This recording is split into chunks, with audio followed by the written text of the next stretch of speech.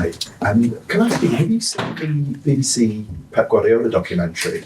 No. You're in it, of course. You've not seen it? No. I just wonder, because it's obviously quite an inspirational story, and it talks quite a lot to an individual, obviously somebody you're close to, kind of really keeping the faith in difficult moments. And obviously it had a nice ending for Pep. I just wondered, do you ever find your faith tested, and how do you kind of keep that at the high pressure moments such as Sunday? Yeah, it was one of the biggest lessons and one of the most impressive things that I witnessed when I was at Man City in that role, which after the first very difficult year, when everybody in England was saying you cannot play that type of game with this type of profile and this and that, from the top, they said, we keep going in the same direction. We fully believe in what you're going to do. And it was zero question to go in a different direction. And for me, that was the key point when after they took off. Right, and I was going to say, just moving on slightly, you've touched on it already about a theme in, well, I suppose the season has been really good football, creating chances, but sometimes the last action has been missing, unfortunately.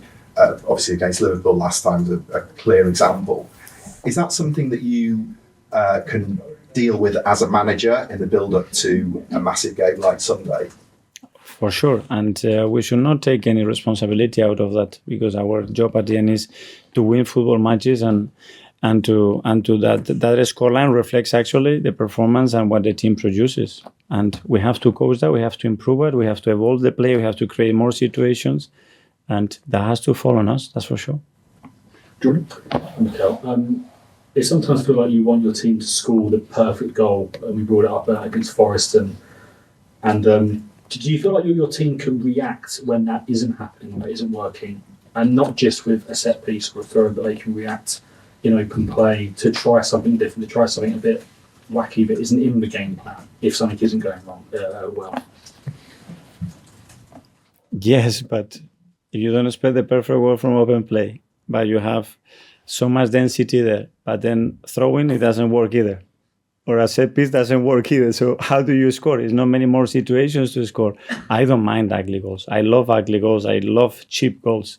Let's have them, but you have to produce them. This one, I don't know how to coach it. To tell somebody to hit in the head and go the other direction, that one, I don't reach that. And you spoke about, obviously, working for Pep, and you would have seen that before big games, sometimes he would do something crazy tactically, try something different. Is that within you? Do you sometimes think, I don't want to be too predictable, I might try something crazy here? Or in these games, do you think just in terms of the process? I think we have to try to do what we think gives us the best chance to win the game. And if it's an element of surprise, if it's an element to create certain issues to the opponent, or for them to adapt to what they normally do, fully on board, if you put the players especially in position that they are comfortable. Do you worry about being too predictable sometimes? Do you watch your team and think, and we're being a bit too predictable in how we play? It's not my impression. Gary?